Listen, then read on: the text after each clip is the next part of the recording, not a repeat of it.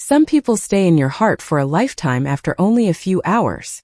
I did not believe that was possible until the night I met Nathaniel Brooks. Looking back now, 5 years later, it would have been easier if he had been rude. Easier if he had been forgettable. Easier if he had been exactly what everyone said he was. Cold. Distant. Untouchable. Instead, he became the one memory I could never completely leave behind. At the time, I was 27 years old and trying to convince myself that hard work could solve every problem.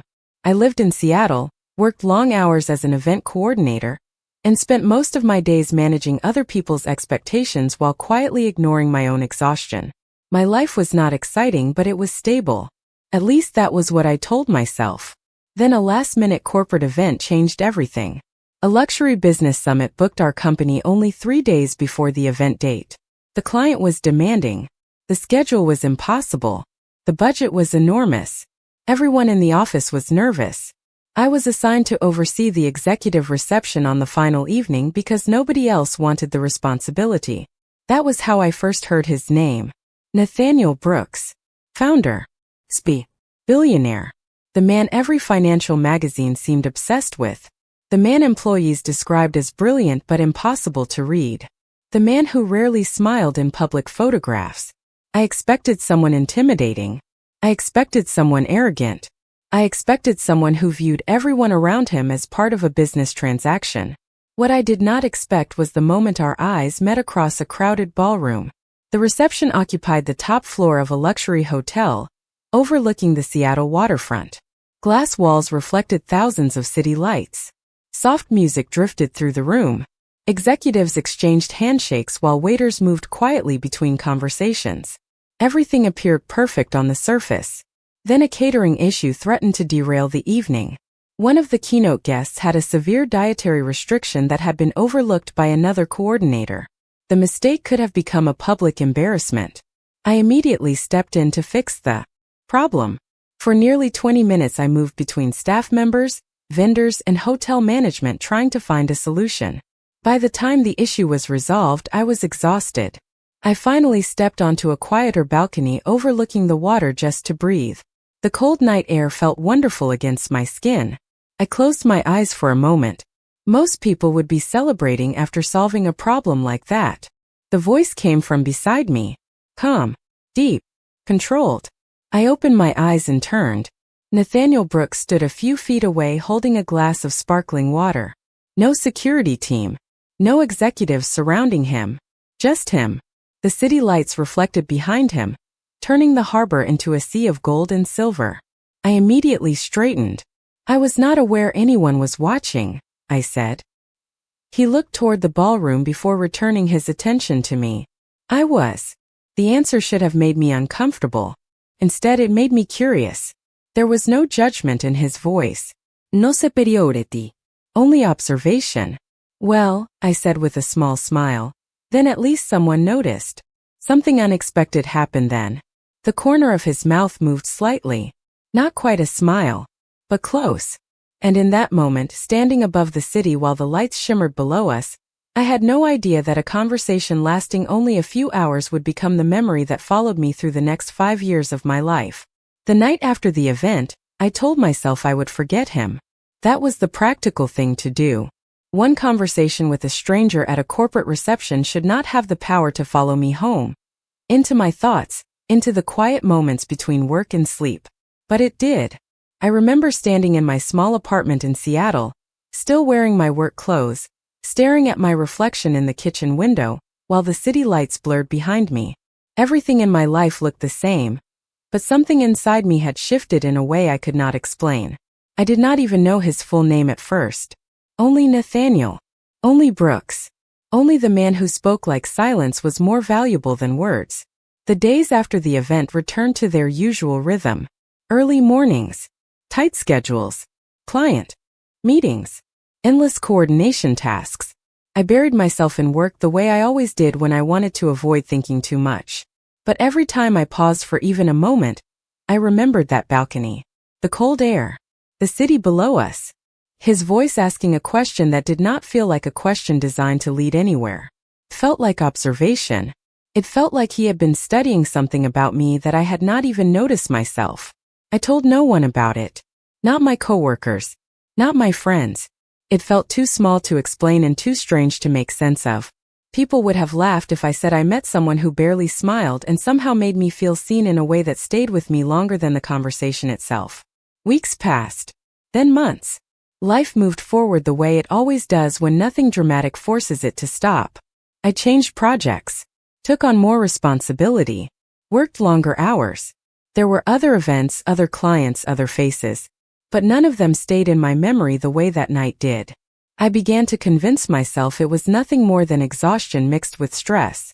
A fleeting moment that meant nothing in the larger structure of my life. Then one afternoon nearly 6 months later I saw his name again. It was printed at the top of a corporate partnership announcement my company received for an upcoming international event. Nathaniel Brooks Enterprises. My hands paused over the document longer than they should have. I read the line twice. Then a third time. I told myself it meant nothing. People with the same name existed. Large companies had large networks. There was no reason for my thoughts to return to a single conversation on a balcony in Seattle. But they did anyway. The event was scheduled in Los Angeles. High profile. International guests. Executive attendance confirmed from multiple corporations. My role was simple. Coordination support. Logistics oversight. Communication management between teams. Nothing personal. Nothing emotional. At least that was what I told myself when I accepted the assignment. The first day at the venue felt normal. Controlled chaos behind the scenes. Staff moving quickly between preparation stations. Last minute. Adjustments to seating arrangements and lighting. I focused entirely on my responsibilities, keeping my attention on tasks rather than people. Until I heard it. The executive team has arrived. The announcement came through the headset. I did not react at first. Executives arrived at every major event. It meant nothing. Until I turned my head and saw him. Nathaniel Brooks stepped into the venue surrounded by quiet efficiency rather than loud attention. There was no dramatic entrance. No unnecessary display. Just presence. Calm and absolute. He looked slightly different from the last time I had seen him, though I could not immediately identify why. Perhaps it was the environment. Perhaps it was the context. But the moment his gaze moved across the room, it stopped. Not on the event. Not on the staff. On me. It was not surprise. It was recognition. I froze for half a second longer than I intended before quickly returning my attention to my clipboard, telling myself it could not be possible that he remembered me in a space this large, in a life this structured. But then I heard my name spoken clearly through my earpiece as part of the coordination schedule. And I knew. This was not coincidence anymore. This was continuation. The moment I heard my name through the coordination headset, something inside me tightened in a way I did not expect. It was not fear. It was recognition of timing that felt too precise to ignore. I kept my posture steady, eyes focused on the checklist in my hands, pretending that my attention was still fully on logistics. Around me, the event space was already transforming into its final form. Soft lighting adjusted across the hall, reflecting off polished surfaces. Staff moved in coordinated patterns, checking placements, confirming schedules, ensuring every detail aligned with the executive arrival protocol. Everything looked controlled from the outside. Inside, my thoughts had already shifted. Nathaniel Brooks was here. Not as a memory. Not as a name on a document. But as a physical presence moving through the same space I was responsible for managing. I did not look at him directly again immediately. I told myself that was professionalism. But part of me knew it was avoidance. Still, I could feel the direction of his attention even without meeting his eyes.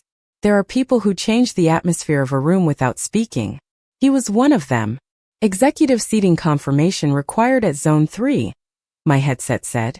I responded automatically, my voice steady despite the pressure building quietly in my chest. Confirmed. Adjust spacing by 2 positions. Ensure aisle clearance remains open. My instructions were clear, efficient, familiar. But my focus was split. Because every few seconds, I became aware that he was moving through the event space closer than he should have been to the coordination station I was assigned to. I finally looked up. Only briefly. Just enough to confirm what I already knew. Nathaniel stood near the central pathway, speaking with a member of the executive team. He was composed as always, but there was something different about his attention. It was not scattered across the room the way most executives behave during large events. It was directed, intentional, and I could feel it returning again and again to the same point. Me. I lowered my gaze again before it could linger too long. "You are not on the floor schedule," I reminded myself quietly under my breath, as if repetition could reinforce separation. But that logic felt weaker than it should have. Because schedules did not matter when recognition had already happened. The memory of that night in Seattle was no longer something I could classify as coincidence. I had tried for months to do exactly that. Now it no longer fit the explanation. "Coordinator, report timing status for entry sequence," my headset instructed. I responded immediately. "Sequence is on schedule. All zones are prepared for entry in 5 minutes." My voice did not shake. That was the only thing I allowed myself to notice. But my awareness kept drifting back to him. Nathaniel had begun moving again. Closer now.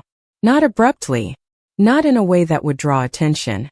But deliberately, as if the path he was taking naturally aligned with where I was positioned. I told myself it was projection. That I was overanalyzing proximity because of memory. But then it happened. He stopped at the edge of my coordination station. Not behind me. Not far away.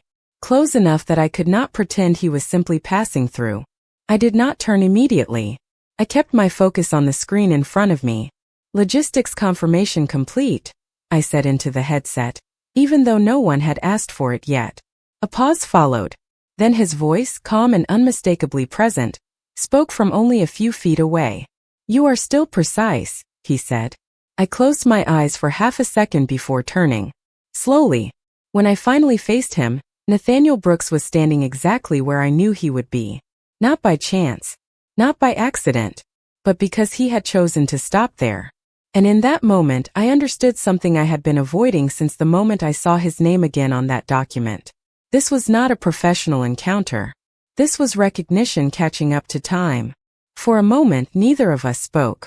The sounds of the event continued around us exactly as before. Staff members moved through the ballroom. Executives exchanged greetings. Soft music drifted through the speakers. Yet everything seemed strangely distant the moment Nathaniel Brooks stopped beside my station and spoke as if 6 months had been 6 minutes. "You are still precise." The words replayed in my mind even after they were spoken. I looked at him carefully, searching for signs that I had misunderstood something. Perhaps he was simply being polite. Perhaps he remembered the event but not me. That would have been logical. Safer. Easier to explain. But the calm certainty in his eyes suggested otherwise. "And you still notice details," I replied before I could stop myself. Something unreadable passed through his expression. Not surprise. Recognition. As though the answer confirmed something he had already suspected. Around us, preparations for the executive presentation continued. A staff member crossed behind me carrying a digital schedule board. Someone else adjusted table placements near the main stage. The evening was moving forward whether I was ready or not. Nathaniel glanced briefly toward the ballroom before returning his attention to me. I was not certain. "You would remember me," I admitted quietly. The statement felt strange the moment it left my mouth. Because the truth was the opposite. I had spent months trying not to remember him. Nathaniel held my gaze. "I remembered," he said simply. No explanation followed. No dramatic emphasis. Just certainty. Somehow that felt more powerful than any elaborate declaration could have been. I looked away first, focusing on my tablet screen even though I was no longer reading anything. "Most executives attend hundreds of events every year," I said. "People tend to blur together." Nathaniel's response came immediately. "Some do." I hated how easily that answer affected me. Not because it was romantic. It was not.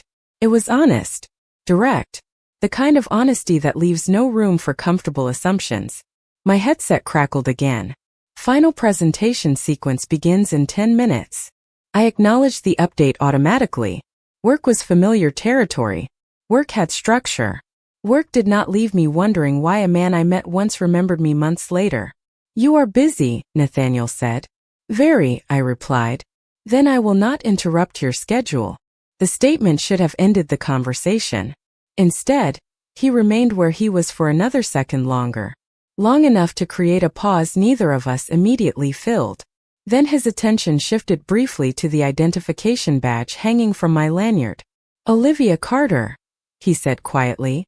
Hearing my name spoken by him felt different than hearing it from anyone else. More deliberate. Yes. He nodded once. Good. I blinked. Good. For the first time, something resembling amusement appeared in his eyes. I prefer attaching names to memories. Before I could think of a response, an executive approached him from across the room. The interruption was professional and expected. Nathaniel acknowledged the arrival immediately. Yet before turning away, he looked back at me one final time. I hope the event goes well tonight, Olivia. Then he was gone. Just like that. Pulled back into the world he belonged to. Surrounded by executives, advisors, and responsibilities that existed on a scale far larger than mine. I watched him disappear into the crowd before forcing myself to return my attention to work. The presentation began exactly on schedule. Every sequence executed correctly. Every transition occurred without issue. By any professional standard, the evening was a success. Yet throughout the event, I remained aware of him. Not constantly. Not obsessively.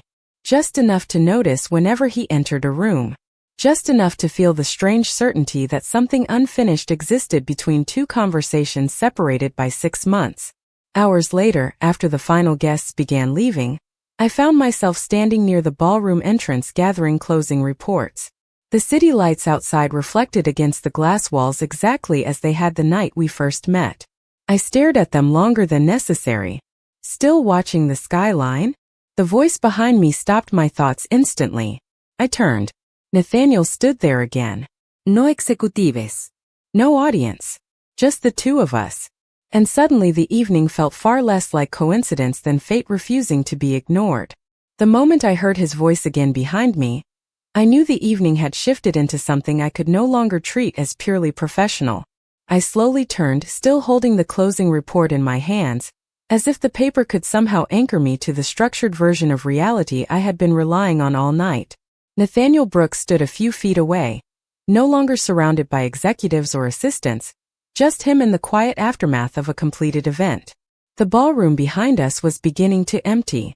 Staff members moved chairs, dimmed lights, and folded away the last signs of the evening's intensity. Yet between us, everything felt suspended again, like that first night in Seattle had never fully ended. You are still here late, I said, attempting to sound neutral. Nathaniel's gaze remained steady. So are you, he replied. It was a simple observation, but it landed differently than it should have. I adjusted my grip on the report, suddenly aware of how still my hands had become compared to earlier in the night. That is part of my job, I said. Ensuring closure before leaving. He nodded slightly. Structure again, he said. I hesitated. Yes. Pause followed. Not uncomfortable, but loaded with something neither of us was rushing to define. I looked toward the glass walls of the venue. Outside, Los Angeles shimmered with late-night traffic and endless movement. Inside, everything was slowing down. Do you always return after events end? I asked before I could reconsider the question.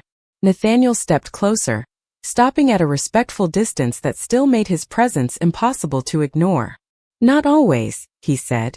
But I noticed you remained in the coordination zone longer than necessary. My throat tightened slightly at the accuracy of the statement. That is also part of my job, I said. Ensuring nothing is missed. That is not what you were doing, he said calmly. I turned my head slightly back toward him. And what was I doing? The question came out sharper than intended. Nathaniel did not react to the tone. Instead, he studied me briefly as if choosing words that would not distort what he meant. You were avoiding leaving the space where something unresolved occurred, he said. I froze for half a second, not because he was wrong but because he was precise. I exhaled slowly, forcing my focus back onto the report. That is an interpretation, I said. It is an observation, he corrected.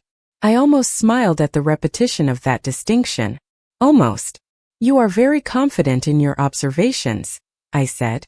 Nathaniel's expression remained composed. Only when they repeat themselves, he replied. The answer lingered between us longer than expected.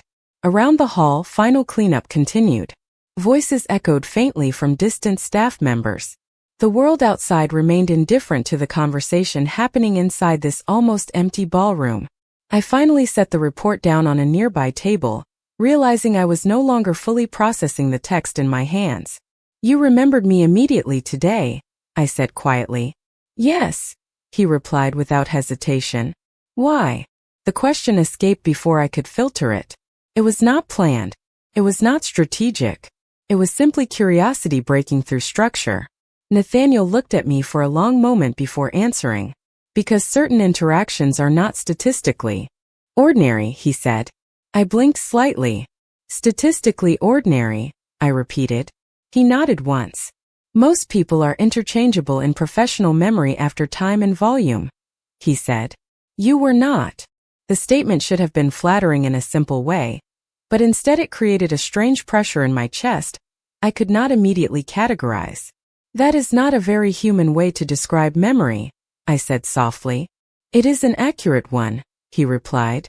I looked away briefly, letting my gaze drift toward the empty stage. The event that had filled this space only hours earlier now felt like a distant echo. I am not sure I like being described that way, I admitted. Nathaniel's voice remained steady. I did not assign value to it, he said. I simply stated it. I nodded slowly, understanding the distinction even if I did not fully know what to do with it. Silence returned again, but this time it felt different. Less like distance. More like processing space. After a moment I spoke again, quieter. So what happens now? Nathaniel's gaze did not shift. Now you leave when you are ready, he said. The simplicity of the answer unsettled me more than anything else he had said that night. Not because it pressured me, but because it did not. I looked at him for a long moment, realizing that in both encounters, he had never once attempted to direct my decisions, only to make them visible. And somehow, that made it harder to ignore him than if he had tried to pull me toward anything at all. I left the venue later than most of the staff that night, but Nathaniel's final words followed me all the way back to my hotel room. Not because they were dramatic, not because they carried hidden promises, but because they were strangely consistent with everything I remembered about him. He never pushed. He never persuaded. He simply placed observations in front of me and allowed me to decide what they meant. That should have made him easier to forget. Instead, it made him impossible to ignore. The next morning, Los Angeles greeted me with clear skies and warm sunlight reflecting off rows of glass buildings. The event had officially concluded, and most of the corporate guests were preparing to leave the city. My responsibilities were limited to final documentation and post-event reporting before my flight home the following afternoon. In theory, the day should have been simple. Finish the paperwork. Submit the reports. Return to Seattle. Continue my life exactly where I left it. Yet from the moment I woke up, something felt unsettled. Not chaotic. Not emotional. Just unfinished. I spent most of the morning reviewing contracts and verifying expense summaries from a temporary office space inside the hotel. Around noon, I finally closed my laptop and leaned back in my chair. For the first time in nearly 24 hours, there was nothing urgent demanding my attention. The silence should have felt relaxing. Instead, it immediately filled with thoughts I had been avoiding. Nathaniel Brooks. The ballroom conversation. The way he remembered details most people would have forgotten. The certainty in his voice when he said my name. I rubbed my forehead and stood up, deciding I needed coffee more than reflection. The hotel cafe occupied a quiet corner overlooking a landscaped courtyard. Business travelers sat at scattered tables checking emails and preparing for departures. It felt anonymous. Comfortable. I ordered a coffee and found a seat near the window. For nearly 10 minutes, I successfully focused on nothing except the view outside. Then a familiar voice interrupted the illusion. You always choose seats with a view. I froze for half a second before looking up. Nathaniel stood beside the table holding a coffee cup of his own. Somehow I was surprised. Somehow I was not. You make that sound like a documented behavioral pattern, I said. A hint of amusement crossed his expression. Twice establishes repetition. I shook my head despite myself. Only you would define it that way. Possibly. He glanced toward the empty chair across from me. May I sit? The question caught me off guard more than his appearance. Most people with his status simply assumed access. Nathaniel waited for an answer. Yes, I said. He sat down. For a moment neither of us spoke. The courtyard outside remained calm.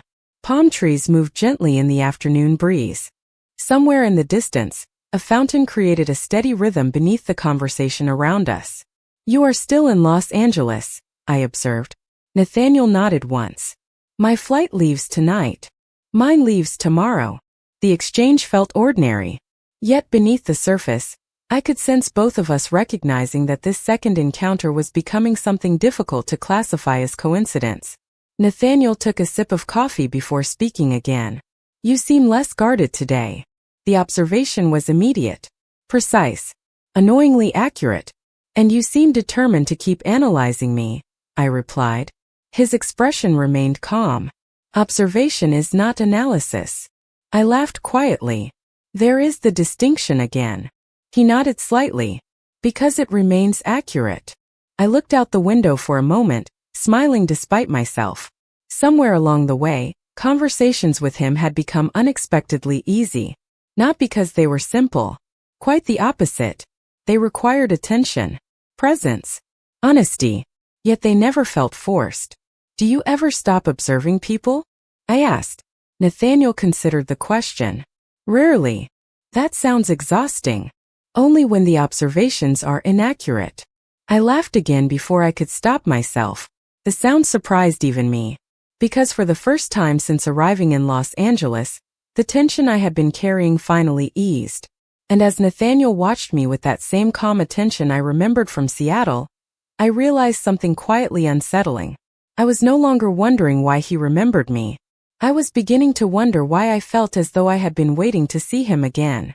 I finished my coffee more slowly than necessary, not because it tasted particularly good, but because I was trying to delay the moment I would have to acknowledge what was happening.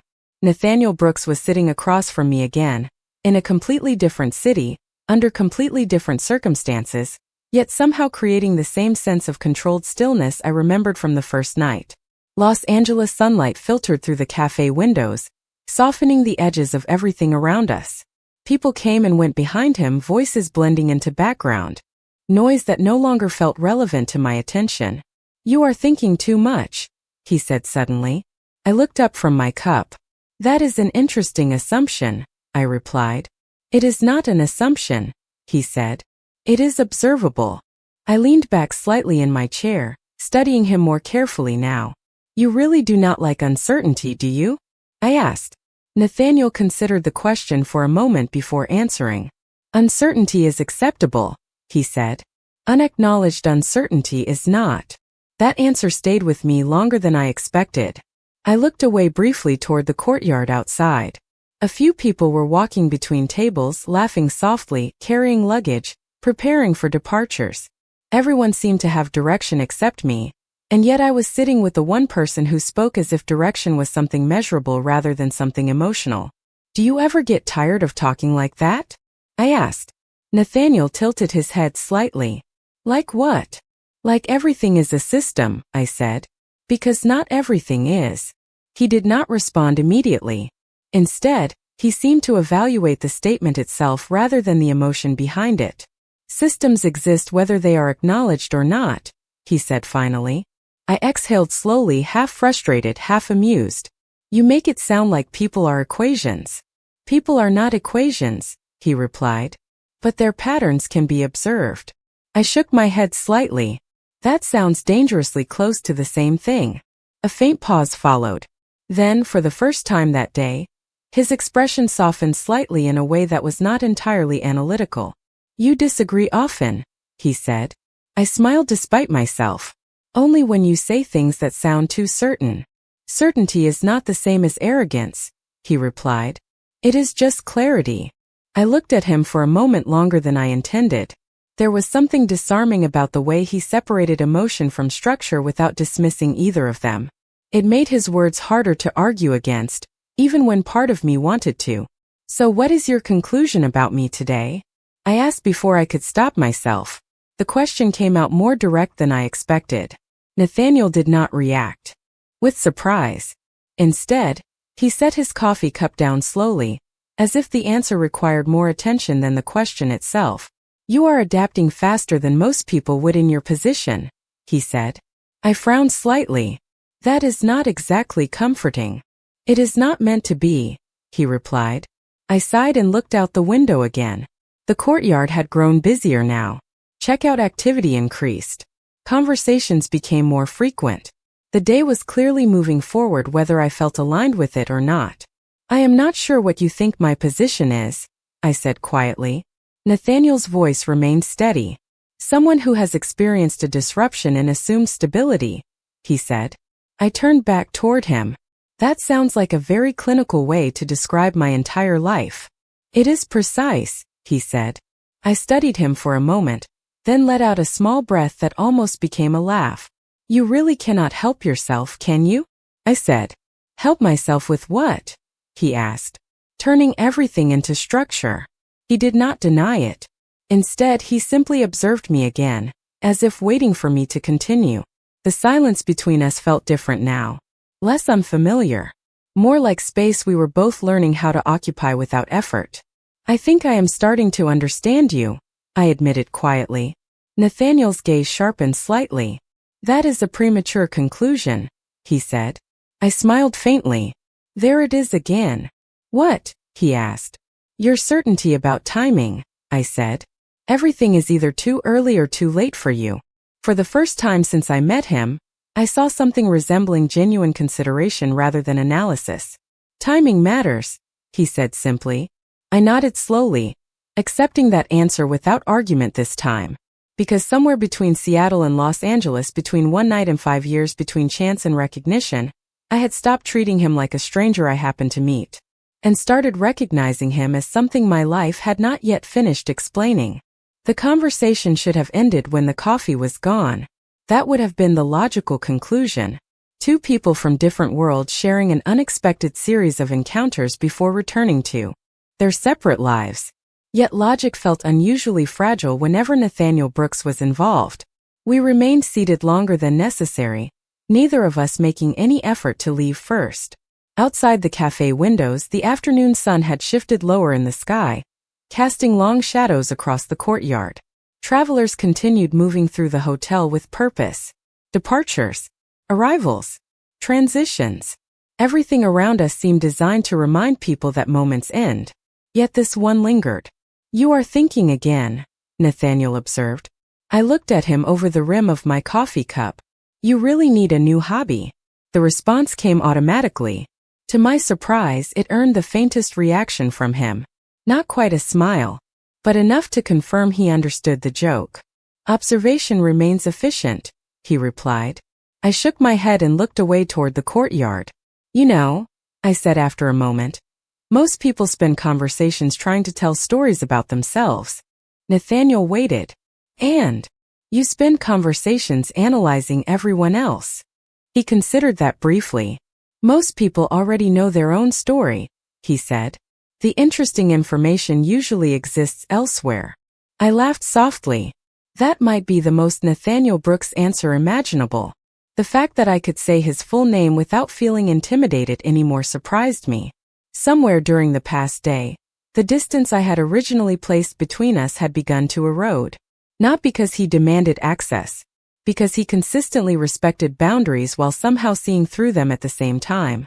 A silence settled between us again. Comfortable now. Familiar. Then Nathaniel glanced toward his watch. The movement was small, but I noticed it immediately. You have somewhere to be, I said. It was not a question. He nodded once. A meeting. I looked down at my nearly empty cup. Of course you do. You sound disappointed. The observation arrived so quickly that I almost laughed again. You really do not miss much. Not intentionally. I looked at him for a moment. I suppose this is where our schedules finally win. Nathaniel studied me carefully. Possibly. The answer felt incomplete. Deliberately so. Before I could decide what that meant, his phone vibrated against the table. The screen lit briefly. He glanced down, then silenced it without checking the message fully. That small action should not have mattered. Yet it did, because it revealed something I had not expected. His attention was still here, not somewhere else, not already moving toward the next responsibility. Here, with me. The realization created a strange warmth I immediately tried to ignore. Your assistant is probably wondering where you disappeared to, I said. Probably. And yet you are still sitting here. Nathaniel's gaze remained steady. So are you. I exhaled slowly, realizing he had answered a question with another observation again. Somehow that had become normal. Outside, the sunlight continued fading. The courtyard fountain reflected gold and silver beneath the afternoon sky. Everything felt suspended between departure and continuation. Then Nathaniel leaned back slightly, his expression becoming more thoughtful than analytical. Can I ask you something? The question surprised me immediately. Throughout every conversation, he had rarely asked direct questions. He preferred observations, statements, conclusions. That depends, I said carefully, on whether it comes with one of your impossible definitions attached. For the first time, I saw an unmistakable trace of amusement. Small, brief, real. No definitions, he said. I nodded, then asked. Nathaniel was silent for a moment longer than usual, long enough for me to understand that whatever he intended to say mattered to him more than he wanted to reveal. When you left Seattle after that first event, he said quietly, did you expect we would meet again? The question stopped me completely, not because of the words themselves, because of the honesty behind them. I looked down at the table before answering. Images from that balcony returned immediately. The city lights, the cold air, the conversation I had carried with me for months. No, I admitted. I thought that was the end. Nathaniel's expression did not change. Yet something shifted in his eyes. Almost imperceptible. So did I, he said. The words landed softly between us. And somehow, that answer felt more significant than anything else we had said since meeting again. I did not realize how quiet the cafe had become until Nathaniel and I stopped speaking at the same time. The sounds of Los Angeles outside the glass windows felt distant now, softened by the strange weight of everything that had just been said. So did I. The words lingered in my mind longer than I expected. So did I. It should have been simple. A mutual acknowledgement that a past interaction had ended and life had moved forward. Yet nothing about this felt like an ending. It felt like a pause that had been waiting 5 years to continue. Nathaniel remained seated, his attention steady but no longer purely analytical. Something in his expression had shifted slightly since he answered my question. Less observation, more recognition. I broke the silence first. So what does that mean? I asked. My voice was quieter now. Not guarded, just uncertain. Nathaniel looked at me for a moment before responding. It means neither of us closed that moment properly, he said. I frowned slightly. It was one conversation, I said. At a corporate event. He nodded once. Yes. That single word felt heavier than it should have. I leaned back in my chair, trying to process the simplicity of his agreement. People have conversations all the time, I said. They do not usually follow each other across states and years. Most conversations are transactional, he replied. I almost smiled at that. Of course you would say that. Nathaniel did not react to the humor, but he did not dismiss it either. I am not assigning value, he said. I am describing frequency. I looked down at the table for a moment, letting out a slow breath. Somewhere between Seattle and Los Angeles, between that balcony and this cafe, something had clearly shifted without either of us naming it directly. I did not expect you to remember me, I admitted quietly. Nathaniel studied me carefully. I already told you I did, he said. I know, I replied. But I assumed it was professional memory, not personal. A brief silence followed. Outside, the courtyard fountain continued its steady rhythm, unaffected by anything happening inside. Nathaniel finally spoke again. It was not professional, he said. The simplicity of that answer made my chest tighten slightly, though I could not immediately explain why. I looked up at him. Then what was it? I asked. He did not answer right away. Instead, he seemed to choose his words with more care than usual. Recognition, he said finally. I repeated it softly in my mind. Recognition. Sounded simple. But nothing about the last 2 days had felt simple anymore. I leaned forward slightly, resting my elbows on the table. That sounds like a very neutral word, I said. It is intentional, Nathaniel replied. I raised an eyebrow. Everything with you is intentional. Yes, he said without hesitation. That certainty should have pushed me away. Instead, it made everything feel more grounded, more real. I looked at him for a long moment before speaking again. If this is recognition, I said slowly, then what are we recognizing exactly? Nathaniel met my gaze directly. The noise of the cafe seemed to fade slightly around us. That something did not end when it was supposed to, he said. The words landed quietly, but they did not feel light. I looked away first, breaking eye contact as I processed what he had said. My thoughts moved through the past 5 years in fragments. Work, routine, stability, the life I had carefully rebuilt after that one night. That is a dangerous way to think, I said softly. Nathaniel's voice remained steady. It is an accurate way to observe what is already happening. I let out a quiet breath, unsure whether to challenge him or agree. The problem was not that he was wrong.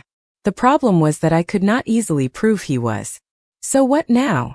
I asked again, though this time the question felt different than before. Less about logistics, more about meaning. Nathaniel looked toward the window for a moment, then back at me. Now we acknowledge that continuation is possible, he said.